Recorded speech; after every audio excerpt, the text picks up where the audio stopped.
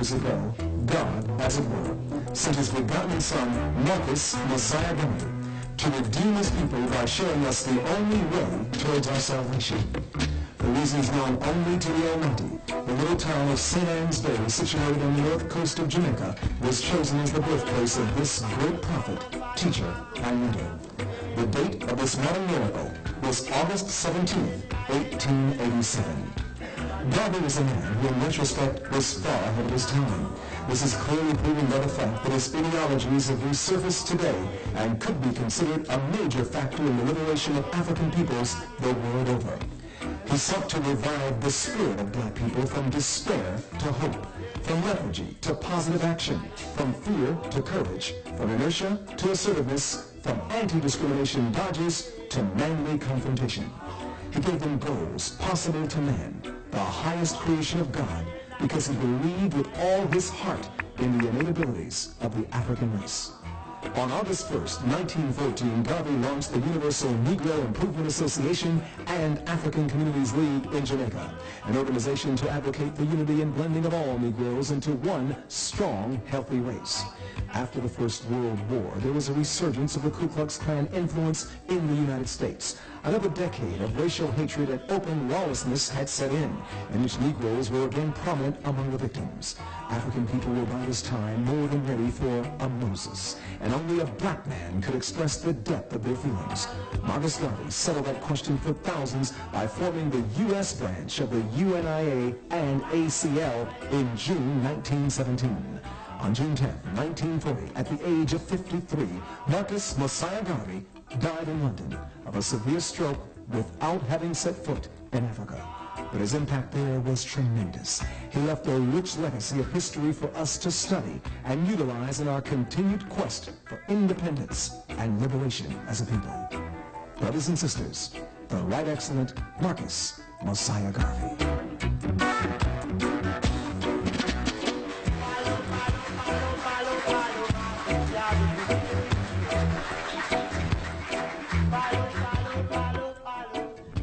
Brothers and sisters, good evening. Sisters and brothers, good evening. The black race is one of the branches of the human race. As a section of humanity, he occupies a position in the world at the most present time, most uncomfortable and most unfavorable. Black people are subjects of ostracism. It is sad that our humanity has shown us no more love, no greater sympathy than we're experiencing. Wheresoever you go throughout the world, the black man is ostracized, is disregarded and relegated to the lowest in things, social, political, and economical. This therefore suggests a problem and one that must be solved.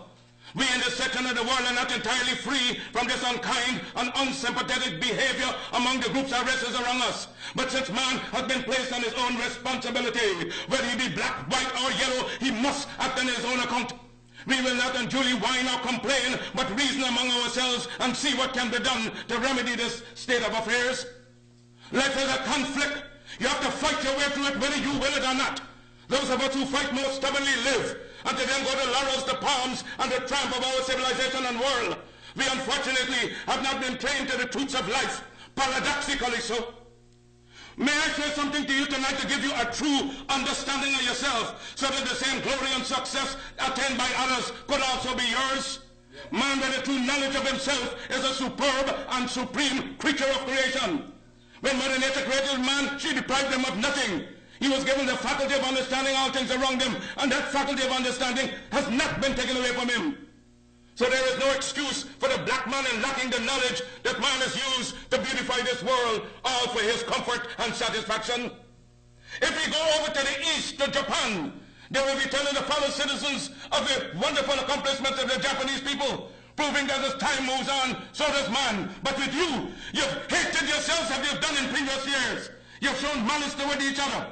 And the result is while other races have made progress, while India has made progress towards nationalism, while Ireland has made progress towards republicanism, while the whole world has made progress, you still stand fighting yourself, dishonoring yourself, and showing no disposition to higher life so that you can be abundantly blessed.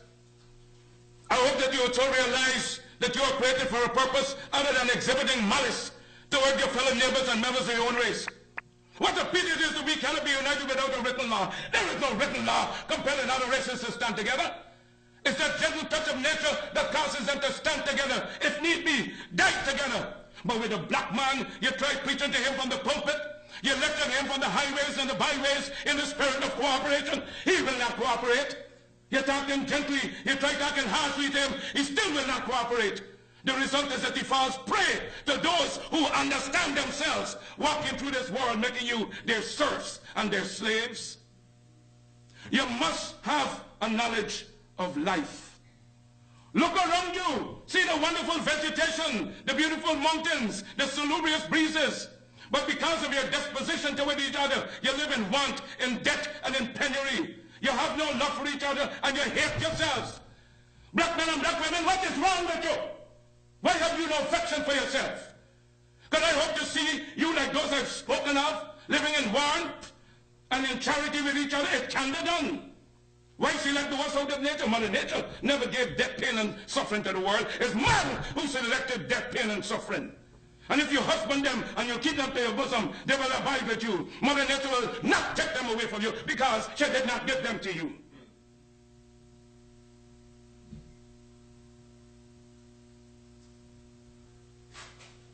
The United States government, along with the director of the Federal Bureau of Investigation, accused me of using the United States mail to defraud in promotion of the Black Star Line Steamship Company. And they put me on trial. And after 11 hours of deliberation,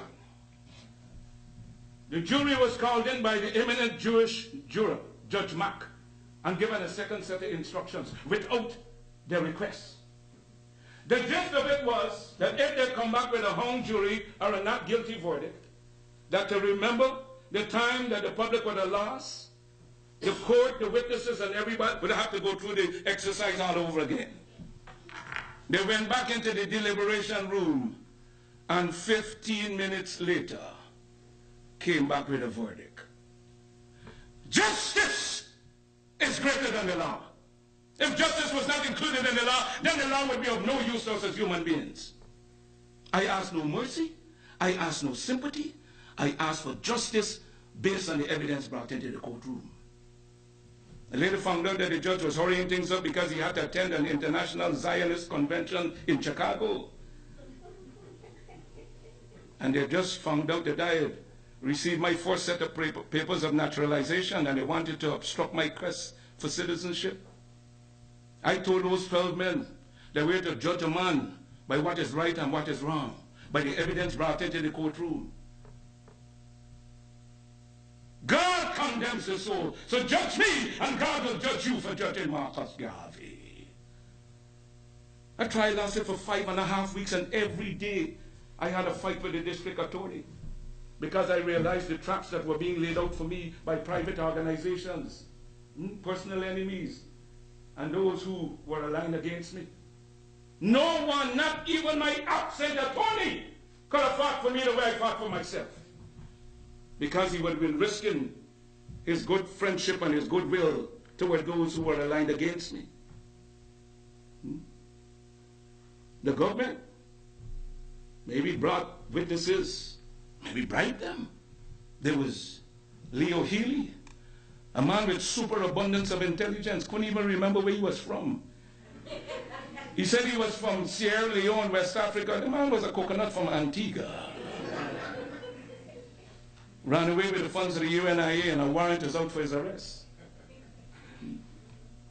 There's Earl Grey, a personal friend of mine who I met outside the courtroom when he came to testify. Shook his hand, not knowing that he was there to testify against me. And the land, he said, I understand, he said that I was a good man and that I was a bad man, that I didn't pay him the bills of the Black Star Line. Garvey was not the Black Star Line. We were not asking his opinion of the Black Star Line. We wanted his opinion of Marcus Garvey. He said that he believed that I was a member of the Ku Klux Klan. No, you know, ain't no black man a member of the KKK. Then we put Mrs. Dawson on the stand. You know, she wore dark glasses so she could obscure her vision as she tried to communicate with the prosecution. Said that she bought stock in 1917. Even though we never sold stock in 1917, it wasn't in existence then. There was a young man by the name of Cargill who did the disgust and the dismay of the entire courtroom admitted on the stand that he was told exactly what to say concerning the circulars brought in as evidence in the case. Many people misrepresent me and say that I do not like white people. Some of my best friends are white. During my youthful days, the bishop, he testified. I asked him if his opinion of Marcus Garvey. He said doubtful. They didn't understand what he meant. I'm a public figure. Many people are doubtful of me, and some are not. He didn't say Marcus Garvey is doubtful. When I asked him his personal opinion of Marcus Garvey, the question was objected to and sustained by the judge, who said it was an improper question. Well, they found me guilty, and they released me on $25,000 bail.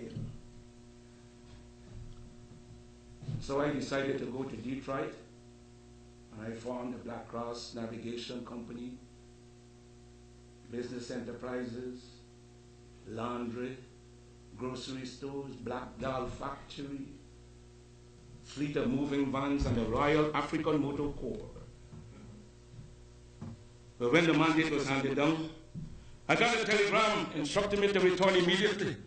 So I got on the first train from Detroit to New York. And when I reached the station on 125th Street, some burly men pulled me out of the Pullman car and took me to the Tombs prison. There are people who do not like me because I am black. There are people who do not like me because I was not born in this country. A great-grandfather, gave my great-great-grandfather his name. Garvey is not an African name. It's Irish. Now it's Johnson or Johnson. It was inherited from our slave masters, Scotch Irish. Because if I was born in Jamaica, it's no fault of mine. It's just that the slave ship that took us to Jamaica did not come to American ports. And that is how some Negroes in America were not born in the West Indies.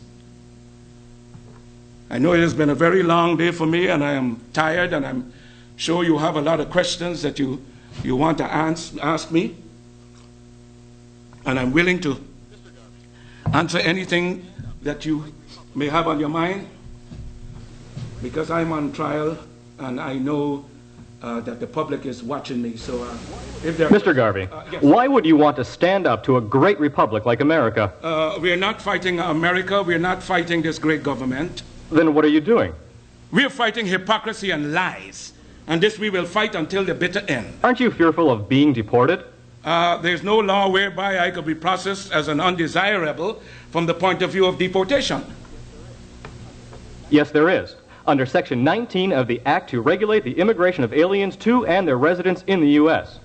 I arrived in this country March 23rd, 1916. Today is June 18th, 1923. That law still has not been enacted.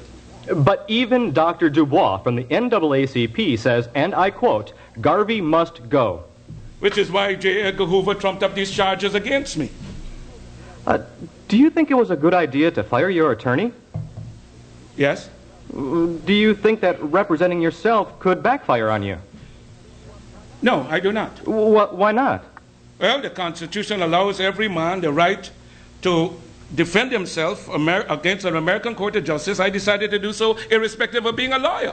District Attorney Mattock asked the jury, quote, gentlemen, will you let the tiger loose? What's your reaction? Guilty men are afraid of jail. I'm as much at home in jail fighting for human rights as I am in my drawing room. Well, what did you think of Mr. Dancy's testimony? Mr. Dancy was used by the United States government to testify against me. You heard him when the prosecution asked him if any of the letters were from the Black Star Line? He couldn't remember. He couldn't remember. Mr. Dancy can't read. My life is at stake and he can't remember. What happened in that courtroom was a charade. You all know he was just lying through his teeth. You are a foreigner. Why are you making all these waves? Even George Harris, editor of the New York News, a colored newspaper published in Harlem, referred to you as an alien. An alien is one who enters a country without an invitation and who domiciles himself in that part of the country because of his own Isn't desire. that exactly what you did, sir? I never desired to be born in the Western world. My desire was to be born on the land of my fathers, but against my will, by stubborn protest, somebody seized me and brought me here from my silent repose in Africa 300 years ago. When they get rid of you, then what? This is only the first Marcus Garvey. There are other cubs in the fold. You met with Edward Young Clark, the acting imperial wizard of the Ku Klux Klan? Yes. What was that meeting like? It was rather cordial. He made it clear that they are protecting the true spirit of every white man in this land. What is the attitude of the Klan towards a Negro who desires to be, say, President of the United States? That he shall never be as long as there is one white man living in this country. But isn't America a white man's country? Yes, it is a white man's country because he conquered the Indian, exterminated him, and took possession of his property. I would say the KKK is the invisible government of the United States. What do you mean? Oh, well, the Klan represents the physical attitude and the spiritual being of every white man in this land. Do you realize that such statements could get you lynched? Oh, well, we have about 5 million substantial oak trees from Africa to the West Indies. They could start a lynching party tonight if they wanted to. Last question. Recently, there have been several rapings of black women by whites. Was that discussed? Yes, it was. And they made it clear that they're as much against it as any self-respecting Negro should be. But I know better. Their purpose is to suppress, oppress, and to kill Negroes. So I would suggest that anybody who is trying to seek leadership, to form an organization like the Ku Klux Klan, so that you'll be able to look out for your own interests and that you don't have to be begging white people to do for you what you ought to be doing for yourself. Thank you very much. You know, the amusing part of my trial is that I was indicted along with others for using the United States mail to defraud in promotion of the Black Star Line Steamship Company. Now, if I understand my conviction, I was convicted for using the Black Star Line after I knew it to be insolvent. You see, those who had more to do with actual selling of stock than I did went free because they were not wanted. It wasn't Marcus Garvey on trial. It wasn't a matter of money on trial. It was the principle of a race fighting for liberty on trial. And when you attack the principles of the UNIA, Garvey goes to war and he stands on the firing line until victory purchased on the battle. See, I'm going to prison because I dare to serve you. Neglect my home, my wife, a dear and loyal woman. Because the National Association for the Advancement of certain, of colored people. And those who are combined to fight the UNIA are going to be disappointed because they cannot have Marcus Garvey. Not Judge Mack, not J. Edgar Hoover, not W.E.B. Du Bois and his Blue Vein Society. Nobody! Do you know what history means? History is the guidepost of a race. It's the inspiration of future generations either to stand still or go forward. To revenge or be revenged. I had a motive and a purpose. It was the crying voice of the grave that said, Garvey, for 250 years, we have waited for this day and time. We expect something from you at this hour. The prejudice against African people is not because of our color. It's because of our condition. If we must have justice, we must be strong. If we must be strong, we must come together. If we must come together, we can only do so through the system of organization. Because to fight for African redemption does not mean that you must give up your domestic rights. It does not mean that you must be disloyal to any government or country wherein you were born. Those of us who leave this country, the most settled permanently in Africa, will become pioneers. Pilgrim fathers of the new nation. You must make Africa a nation to which people can look to for help and support, both morally and physically, when being ill-treated and abused for being black people. Well, the first black heavyweight boxing champion of the world was Jack Johnson. He was a strong man. He was strong wherever he went. He beat his white opponents in Australia. He beat them in the United States, and he can beat them wherever they presented themselves. The African race could be like Jack Johnson. If it is strong in Africa, then it could be strong everywhere. For 250 150 years. We have struggled under the burden and rigors of slavery. We were maimed, we were brutalized, we were ravaged in every way. We are men, we have hopes, we have passions, we have feelings, we have desires, just like any other race. The cries raised all over the world of Canada for the Canadians, of America for the Americans, of England for the English, of France for the French, of Germany for the Germans. Do you think that reasonable we, the blacks of the world, should raise a cry of Africa for the Africans? The Negro is a man. We represent the new Negro. His back is not yet against the wall, but do not want his back against the wall because that would be a peculiar and desperate position. We do not want him there. It's because of this that we are asking for a fair compromise. But the Belgians have control of the Belgian Congo, which they cannot use. They have not the resources to develop, nor the intelligence. The French have more territory than they can develop. There are certain parts of Africa in which you cannot live at all. So it is for you to come together and give us a United States of Africa. We are not going to be a race without a country. God never intended it, and we're not going to abuse God's confidence in us as men. We are men, human beings, capable of the same acts as any other race, possessing on the face circumstances, the same intelligence as any other race. Africa's been sleeping, not dead. Only sleeping.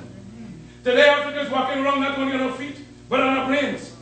You can enslave us for done for 300 years the bodies of men. You can shackle the hands of men. You can shackle the feet of men. You can imprison the bodies of men. But you cannot shackle or imprison the minds of men. Dive down, black men, and think. Reach up, black men and women, and pull all nature's knowledge to you.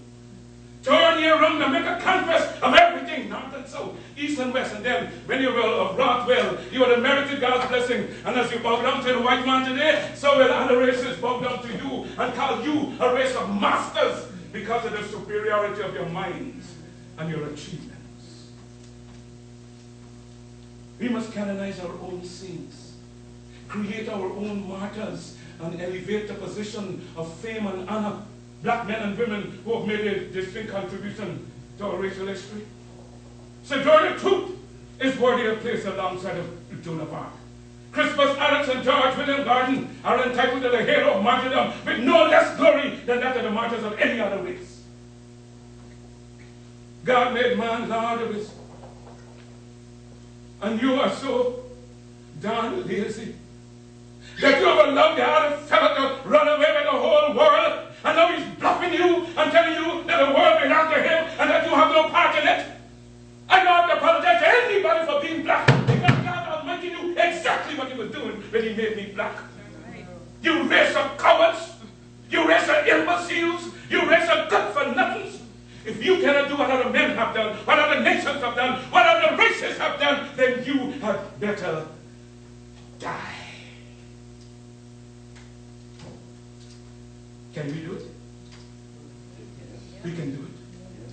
We shall do it. Because any leadership that teaches you to depend upon another race is a leadership that will enslave you. Let me say that again. Any leadership that teaches you to depend upon another race is a leadership that will enslave you. They gave leadership to our foreparents, and that leadership made them slaves. But we have decided to find a leadership of our own to make ourselves free men. Babylon did it. Assyria did it. France under Napoleon did it. Britain under William Pitt or Chatham did it. Germany under Prince von Bismarck did it. America under George Washington did it. Africa with 400 million black people can do it. If you cannot do it, if you are not prepared to do it, then you might as well just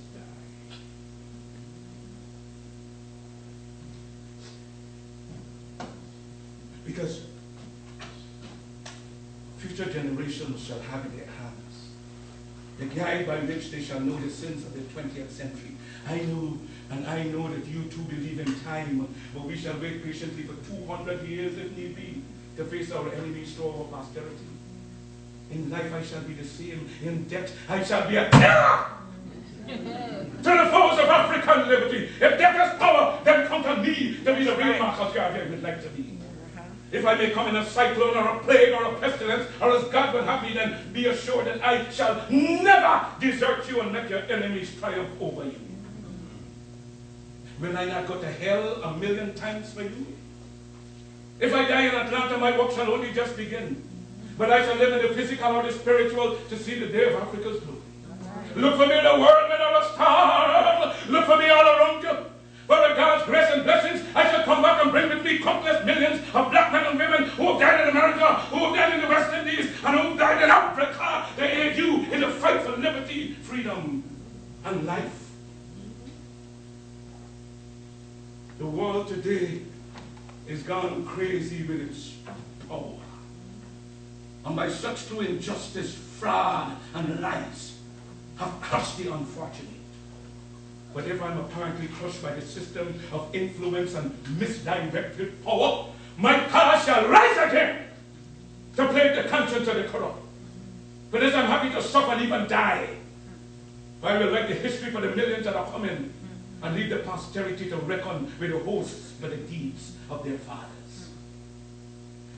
If others laugh at you, return the laughter to them. If they mimic you, return the compliment with equal force. They have no more right to dishonor, disrespect, and disregard your feeling and manhood than you have in dealing with them. Honor them when they honor you, disrespect and disregard them when they finally treat you. Their arrogance is but skin deep. Assumption that has no foundation in morals or in law. But they sprung from the same family tree of obscurity as we have. Their history is as rude in its primitiveness as ours. And their ancestors are running wild and naked, living in trees like monkeys as ours. Their cannibalism was more prolonged than ours.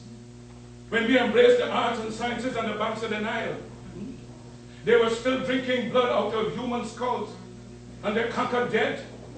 After we had reached the noonday of progress, they were still living in holes with bats, rats, and other insects and animals. After we had unfathomed the mystery of the stars and reduced the heavenly constellation to minute and regular calculus, they were still backwards men living in ignorance and in blatant darkness. The world today is indebted to us for the benefits of civilization. They stole our arts and sciences from Africa. Then why should we be ashamed of ourselves? Remember that the Jew in his political and economic origins is always first a Jew. The white man is first a white man under all circumstances, so you can do no less than be black, buy black, and then all else will take care of itself.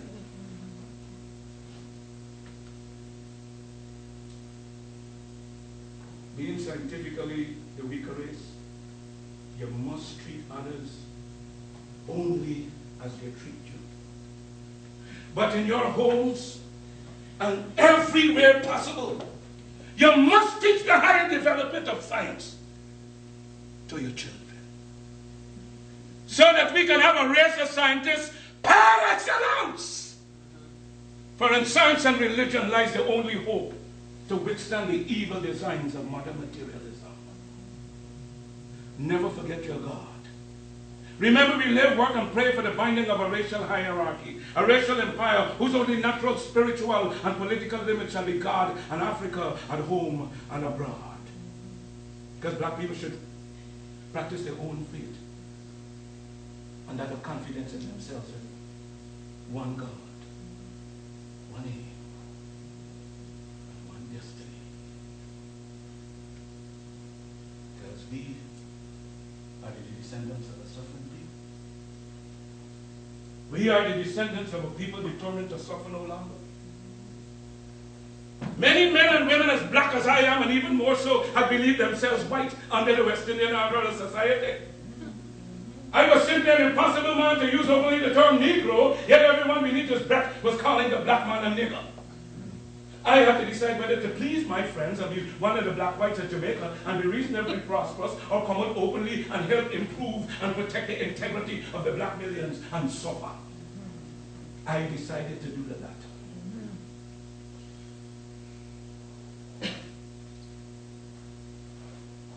We must create our own government, art, science, culture, literature, until the world will stop to consider us. Until then, we are but wards of a superior race and the outcasts of a standard social system. Back in the days of slavery, race mixing, miscegenation had occurred because the African woman had no protection from the slave master. So there is no need today for black people to themselves freely continue a practice that smacked so much of slavery. You can see beauty in our own kind and not bleach our skin and otherwise look like our being out.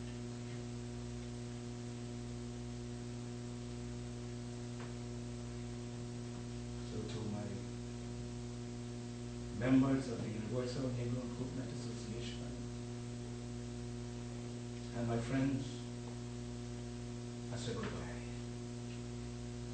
I leave you this early because those in power say I must go. These modern fools who play politics will find out that in the end, that the floods, the storms, and the earthquakes are a sign of their doom.